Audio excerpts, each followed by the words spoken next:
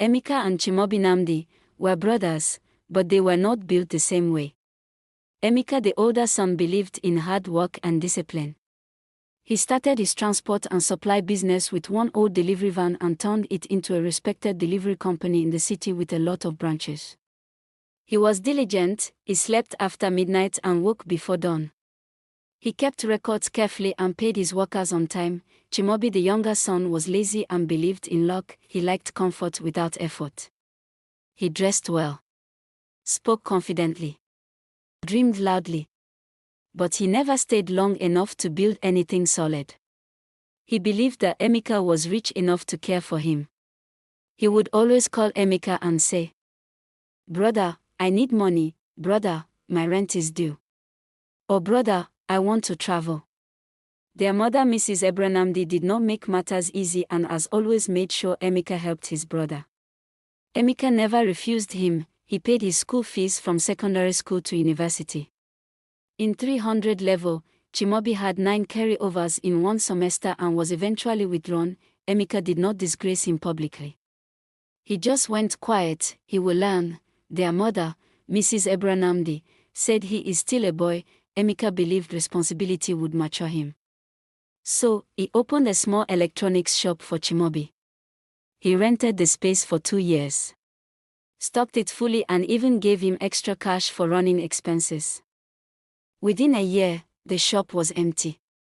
Not because it sold out, but because both the money and goods were gone without explanation.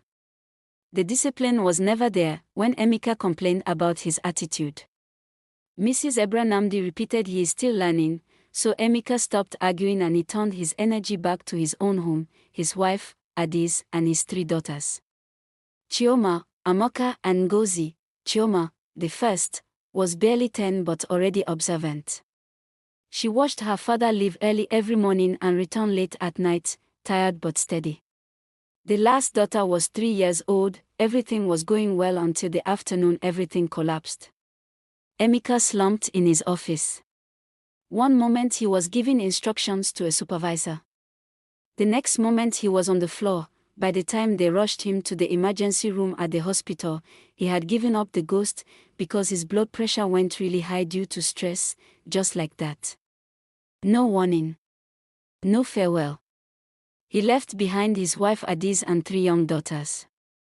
The funeral was crowded because Emeka had helped many people. People cried. People praised him. People spoke about his generosity. Chioma cried loudly and their mother fainted. Men spoke of his integrity. Women cried openly. But when the mourning period ended and the visitors stopped coming, the real storm began. 3 weeks after the burial, Chioma arrived at the house. He did not come alone. He came with his mother and some elders. They sat in the living room Emeka had furnished with care. "We need all the documents," Chioma said calmly. Adis blinked slowly. "What documents?" "The land papers. The company documents. The cars and the house." Her heart began to pound. "For what?" she asked Chioma. An elder cleared his throat. "Our son died without a will. Tradition is clear. Since there is no male child, the inheritance returns to his bloodline, that is his family." Adis felt the air leave her chest. "I am his wife." Mrs. Nnamdi's voice cut sharply. "But you bore him no son." Adis' voice broke. "But these are his children." Chioma snapped. "They are girls." Adis fell to her knees. "Where do you expect us to go?" Chioma avoided her eyes and said, "You can go to your people." "My people?" she whispered. "After 12 years of marriage." No one answered. Chioma was standing in the hallway. She heard every word. The next morning, men arrived and began moving things, furniture, cars, appliances, and all items that carried memories. Within days, Adis and her daughters were thrown out of the house. With their bags, the locks were changed and the gate shut behind them. Chioma stood outside holding her little sister's hand, watching men lock the only home she had known, the same house where she had learned to ride a bicycle, and the same gate her father used to drive through every evening was now shut behind them. Adis did not cry on the road. she held her head high, one child on her back, another holding her hand. Chioma walking beside her carrying a small bag that felt heavier than it was. That night they slept in a church hall. Cold floor. No mattress. Chioma lay awake listening to her mother breathe unevenly in the dark. The next morning, Adis went to see an old friend who helped her secure a single room in a crowded neighborhood. The walls were cracked, but it had a door that locked. It was enough. With the little money she had saved secretly over the years, Adis bought a second-hand sewing machine. The Akara business started fast. Every morning before sunrise, she mixed the beans in a plastic bowl, and as she fried, the oil splattered her arms daily. Smoke burned her eyes. She stood by the roadside calling customers softly. By afternoon, she returned home, washed her children's clothes and began sewing, uniforms, blouses, alterations and anything that brought in money so she could buy food. At night, the sewing machine filled the room with rhythm, tack, tack, tack. Sometimes there was rice without stew or meat, sometimes just gari. Some nights they ate once, some nights they drank water and slept, but they went to school and their school fees were paid, their books were bought second-hand. Adis made sure of that. Chioma noticed everything. She noticed how her mother counted coins before sleeping. She noticed how her mother pretended she was not hungry so the girls could eat more. Something formed quietly inside her, a strong resolve to change her family's situation. She became the best student in her class. While other children played after school, Chioma read her books. While others complained about homework, she finished hers twice. Teachers began to call her name with pride. Soon awards and scholarships began to follow. She carried every certificate home like proof that the gate that closed on them would not close her future. Years passed and Chioma finished secondary school with excellent results. She was the best graduating student and she gained admission into the university on a full scholarship. Adis cried the day she left for campus. "Your father is watching," she said to Chioma. Chioma carried that sentence like armor. University was not easy. She worked part-time in a fast food joint and did extra lessons for children. She managed every naira. She refused to be distracted. She worked really hard, and when she graduated with first class in business administration, it was not luck but her hard work. Adis was beyond happy. She cried that day.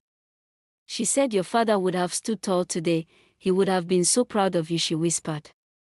Chioma hugged her mother tightly. For a moment, it felt like the years of struggle had finally meant something, but celebration did not last long. A first-class degree did not automatically open doors. The job hunt began almost immediately. She polished her CV carefully, printed multiple copies, ironed her clothes neatly before every interview. She walked into offices with confidence in her head and hope in her chest. Some interviewers smiled politely, some barely looked at her, some said, "We will get back to you." Most never did. Weeks turned into months. Transport money became another calculation. Sometimes she walked long distances to save fare. Each rejection felt heavier than the last. One evening she returned home, sat on the small plastic chair, and stared at the wall. Adis was folding clothes on the bed. "How did it go?" her mother asked gently. Chioma forced a small smile. "They said they will call, Mama," she said softly. "I am tired. Maybe I should just find something small and stop chasing big offices." Adis paused. She looked at her and said nothing. That night, after dinner, Adis spoke carefully. "Go and see your Uncle Chimabi." Chioma's head snapped up immediately. "No," her voice was firm this time. "He is still your father's brother," Adis said softly. "He is the same man who locked us out," Chioma replied. The room fell silent. Adis' eyes were tired, but steady. "Sometimes we knock on doors not because the people deserve it, but because we must try." Chioma stood up. "I will not ask him." Adis walked closer and said, "It is not begging. It is survival." They argued back and forth. Adis insisted, saying, "If he refuses you, at least you will know you tried." Finally, Chioma gave in, not because she believed in him, but because she believed in trying. And she wanted to show her mother that she had done everything possible. She did not want, years later, to sit and wonder, what if. That night she could barely sleep. The next morning, She dressed carefully. She wore a beautiful gown, packed her hair nicely and wore simple heels. She placed her certificate and CV inside a clean brown envelope. Adiz watched her quietly from the corner of the room. "You look like your father when he was young," she said softly. To respond. If she did, she might change her mind. The walk to her uncle's company felt longer than it was. She stood in front of the same company that once belonged to her father, the same gates, the same compound. This time, she entered as a job seeker. The security man at the gate did not recognize her. "Who are you here to see?" he asked. "Mr. Chimobi," she replied calmly. "Tell him Chioma is here." She did not say cousin and she did not say daughter of Emeka. She was made to sit at the reception. Staff walked past her, some glanced at her outfit while some ignored her completely. The reception area was newly furnished. The walls had been repainted. Her father's old portrait was no longer there. After nearly 3 hours, she was called in. Her uncle sat behind a large desk, bigger than the one her father used to sit behind. He looked comfortable, relaxed. Like a man who had never struggled a day in his life, he looked up slowly. "Yes." She greeted him respectfully. "Good afternoon, sir." He did not ask her to sit. "What do you want?" Her fingers tightened slightly around the brown envelope. "I just finished university. First class in business administration. I was hoping there might be an opening in the company." She stepped forward and handed him her CV. He took it casually. Flipped the first page. His eyes paused briefly at first class. Then he leaned back. "You want to work here?" "Yes, sir." He studied her for a long moment, then a faint smile appeared on his face. "A girl like you." The words were not loud, but they carried weight. She held her ground. "Yes, sir." He stood up slowly, walked around his desk. The room suddenly felt smaller. "You young girls go to school and start thinking you are men." Her chest tightened, but her face remained steady. "I only need an opportunity, sir." He looked at the CV again, then, without breaking eye contact, he walked to the trash can beside his desk and dropped it inside. Hitting metal was soft, but it echoed. "You should focus on marriage," he said calmly. "Business is not for women. Go and find a husband. That is your future and security. I have no job for you here." For a second, everything inside her went silent. No anger or tears. She bent slightly. "Thank you, sir." She turned and walked out. She did not look at the trash can. She did not look back at him. Humiliation flooded her body. But she bent slightly in respect. "Thank you, sir." She walked outside the gate. She did not cry immediately. She stood there, staring at the building. Then she made a quiet decision. She would never stand there like that again. The years that followed were not magical. They were hard. She started small. Online consulting, data analysis, short contracts, sleepless nights, failed pitches, loans that scared her, but she kept going. Slowly, the contracts grew bigger, the clients more serious, the income steadier. 5 years later, Chioma owned a thriving logistics and tech company in Lagos with branches scattered all over the country, all built from scratch. She took care of her mother and made sure her siblings lacked nothing. Meanwhile, her uncle made risky investments. He took loans to expand aggressively and he trusted the wrong partners. Debt swallowed the empire he once claimed to be protecting. Eventually, the company was sold to pay creditors. Then came the stroke, half his body paralyzed. His pride was shattered. The man who once said girls should not work now depended on others. His sons finished university, with no jobs, no connections, and no empire left to inherit. One evening, he heard from an old friend, "Your niece Chioma is doing very well. She owns a company now." He thought carefully and his pride wrestled with desperation. He called his sons. "Go and see your cousin. She will help you." One afternoon, Chioma's assistant knocked gently. "Mo, 3 young men are here. They say they are your cousins." For a brief moment, she was 20 again, Holding a brown envelope, she told the assistant to let them in. They entered respectfully. "Our father sent us," the elder said. "He said you might have opportunities." She looked at them silently for a moment. "When my father died," she began calmly, "your father said the business could not belong to girls." They shifted uncomfortably. "When I came to him for a job, he threw my CV in the trash."